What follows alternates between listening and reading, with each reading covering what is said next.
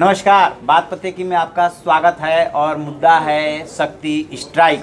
चुनावी मौसम में मोदी सरकार ने जो ये स्ट्राइक किया है, इसको लेकर के सोशल मीडिया पे हलचल मची हुई है। दरअसल प्रधानमंत्री नरेंद्र मोदी ने जो ट्वीट किया था कि 11:15 बजे से 12 बजे के बीच में कोई संदेश दूंगा, उसको लेकर के काफ़ी हलचल मची रही। उधर आज ही बयान छपा था पाकिस्तान के प्रधानमंत्री इमरान खान का कि पड़ोसी मुल्क एक और दुस्साहस कर सकता है, एक और स्ट्राइक कर सकता है।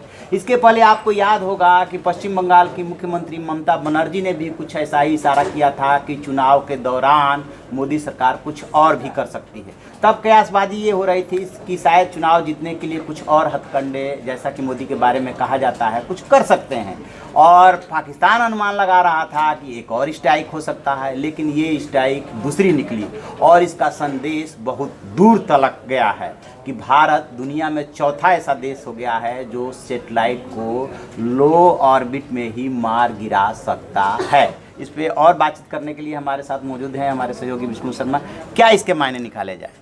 इसके मायने केवल एक है, वो है हिम्मत। अगर जिन लोगों ने परमाणु फिल्म भी जॉन अब्राहम की देखी होगी, उनको इस समझ में आया होगा। मैं दो कहानी के साथ आपको बता रहा हूँ कि हिम्मत है किस मायने में हिम्मत है। कि पीवी नरसिंह राव, ये कहानी मुझे बताई थी प्रधानमंत्री की, जो अटल बिहारी वाजपेयी के जो मीडिया सलाहकार थे, उन्होंने जब रिटायर हो गए उसके बाद उन्होंने बताया कि कैसे जब अटल बिहारी वाजपेयी प्रधानमंत्री पद की शपथ लेने जा रहे थे, तो प्रधानमंत्री, जो पूर्व प्रधानमंत्री थे राव, उन्होंने एक पर्ची दी थी उनके हाथ में और कहा था कि जो काम मैं नहीं कर पाया वो आप करिएगा। क्या काम वो नहीं कर पाए थे? वो तमाम तैयारियों के बावजूद पीछे हट गए थे अमेरिकी धमकी के चलते कि वो परमाणु विस्फोट नहीं कर पाए थे। जो अटल बिहारी वाजपेयी जब करने निकले, तब वो परमाणु फिल्म में दिखाया गया कि कैसे एक अमेरिकी सैटेलाइट पोखरन पर नज़र रख रही है और वो वहाँ पर खुले में कोई काम नहीं कर पा रहे हैं, ना परमाणु विस्फोट कर पा रहे हैं, बताना नहीं चाहते दुनिया को। तब वाजपेयी जी ने एक बड़ा सा ट्रुप भेजा यहाँ पर कश्मीर में, जिसके चलते पाकिस्तान को लगा कि वो अटैक करने वाला है, तो वो सैटेलाइट की जो दिशा थी अमेरिका ने उधर घुमा दी। ऐसे में वहाँ परमाणु विस्फोट हुआ। तो हिम्मत और चतुराई का काम था। वो हिम्मत जो राव नहीं दिखा पाए, वो चतुराई जो राव नहीं दिखा पाए। दूसरी हिम्मत है ये, आपको मैं बता दूं, 2012 से हमारी ये टेक्नोलॉजी पूरी से तैयार है। एसेट तैयार है। कहा गया कि अग्नि 5 को भी इस्तेमाल किया जा सकता है उसमें। DRDO के अगर आप गूगल करेंगे, पुराने मैसेज देखेंगे, तो एसेट टेक्नोलॉजी के बारे में पूरी जानकारी, सब कुछ दिया गया है कि कैसे आप इस एसेट एंटी सैटेलाइट मिसाइल को डेवलप कर चुकी है इंडिया, लेकिन उसका परीक्षण नहीं कर पा रही है। वो परीक्षण किसने किया? वो परीक्षण नरेंद्र मोदी ने किया। अब आप उसे चुनावों के चलते बता सकते हैं क्यों? क्योंकि 2013 में जब चाइना ने लास्ट परीक्षण किया था, हालांकि उसके बाद इतना ज़्यादा विरोध हुआ उसका दुनिया भर में, अमेरिका ने कहा कि ये हमारी सैटेलाइट्स को मार गिराना चाहता है चाइना। उसके बाद चाइना ओपन तौर पे ऐसा कोई परीक्षण नहीं कर पा रहा है, उसकी हिम्मत नहीं हो पा रही है। छोटे मोटे बाद में हुए, लेकिन उसको अमेरिका ने नज़रअंदाज किया क्योंकि चाइना ने हिम्मत करके नहीं किया। तो ये हिम्मत का काम है और चतुराई का काम है कि कैसे आप तमाम जो लोग आप पे नज़र रख रहे हैं, उनको पूरा विश्व उनको धता बताते हुए करते हैं। तो मेरे ख्याल से ये सरकार की तरफ से एक और क्लेरिफिकेशन आया है और एक और बात हो रही है कि जैसे ही भारत ने ये किया, उसके बाद से बात ये उठ रही है कि क्या ये संधि किसी संधि या समझौते का उल्लंघन है। तो कहा गया कि नहीं, हमने किसी संधि या समझौते का उल्लंघन नहीं किया है। तो एक बात ये है कि जैसे चाइना ने 2013 में किया, भारत की तैयारी जैसा आप बता रहे हैं कि 2012 से चल रही थी। नहीं, चाइना तो 64 से इसमें काम कर रहा था। मैं कह रहा हूँ 2013 के बाद वो ओपनली ये सब नहीं कर पा रहा है। बहुत सारी चीज़ें चाइना जो है सीक्रेट ढंग से करता है, क्योंकि उसकी अपनी स्ट्रेटजी भी, इवन वो अपनी अर्थव्यवस्था को भी सीक्रेट रखता है, अपनी मुद्रा की वास्तविक कीमत को भी सीक्रेट रखता है।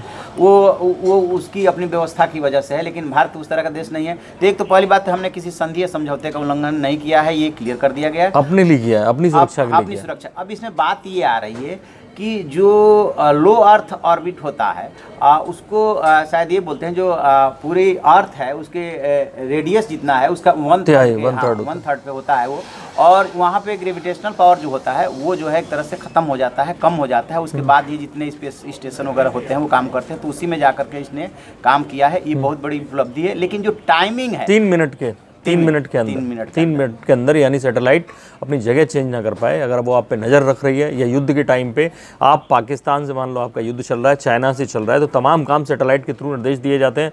आप अगर ऐसी सैटेलाइट्स को फोड़ देंगे 3 मिनट के अंदर, तो आपने समझिए कि आधा नेटवर्क उनका ध्वस्त कर दिया। तो आपके पास वो टेक्निक आ गई है जो चाइना के पास थी अब तक, या जो रूस के साथ थी पास थी और अमेरिका के पास थी। तो इसके दो मतलब हो गए ना कि एक तो जितने हमारे सेटेलाइट है, चाहे वो संचार के मतलब से हो, चाहे एग्रीकल्चर के मतलब हो, चाहे मौसम के जो भी है, और तो एक तो हम उसकी सुरक्षा, क्योंकि और भी तो देश जिनके पास ये कर सकते हैं ऐसा, और दूसरा ये है कि दुश्मन जो अटैक करता है या उससे तनाव की स्थिति रहती है या उससे बचाव की जब भी हमें आती है, तो दो तरह से हमने ये उपलब्धि हासिल की। एक तो हम अपना बचाव कर पाएंगे और दूसरा और एक और उपलब्धि, जिस तरह से आप देखिए अभी एक खबर आई कि जैसे एनटीआरओ के जो जहां एनटीआरओ ने ये पता करके बताया कि इसरो की सैटेलाइट्स की दो खबर आई थी उस टाइम पे। एक तो एनटीआरओ ने ये पता करके बताया कि वहाँ पे 300 मोबाइल ऑन थे, इस तरह की जो सूचनाएं ली जाती हैं।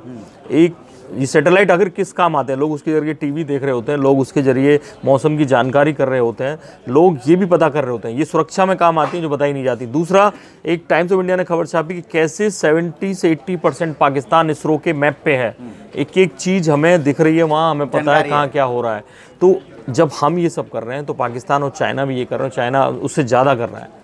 आज अब लड़ाई जाके ओपन फ्रंट पे चाइना से नहीं होनी है जो पहले हुई थी, अब ये सैटेलाइट्स की लड़ाई होगी, मिसाइल्स की लड़ाई होगी और पता नहीं क्या क्या, अर्थ की लड़ाई भी होगी। तो ऐसे में आप कल को विपक्षी पार्टियां ये कह सकती हैं कि ये राहुल गांधी की स्कीम के जवाब में है, हम आम आदमी को पैसा देना चाहते हैं, मोदी जी अंतरिक्ष में ले जाना चाहते हैं। लेकिन सच ये है कि आपको ऊपर की भी सोचना है और नीचे की भी सोचना है, आपको गरीबों की भी सोचनी है और सुरक्षा की भी सोचनी है, गरीबी दूर करने का भी सोचना है, उनकी हेल्थ का भी सोचना है, पढ़ाई का सोचना है, रोजगार का सोचना है। तो ये एक वो चरण है जिसके बारे में जो पूर्ववर्ती सरकार थी, मनमोहन सिंह सरकार, हिम्मत नहीं जुटा पा रही थी। हमारे वैज्ञानिक वो टेक्नोलॉजी तैयार करके बैठे थे, लेकिन हमें एक लाइव सैटेलाइट को उड़ाना था, ध्वस्त करना था, वो टारगेट लेना था कि हमें चेक करना था कि हम वाकई सक्षम हुए हैं कि नहीं।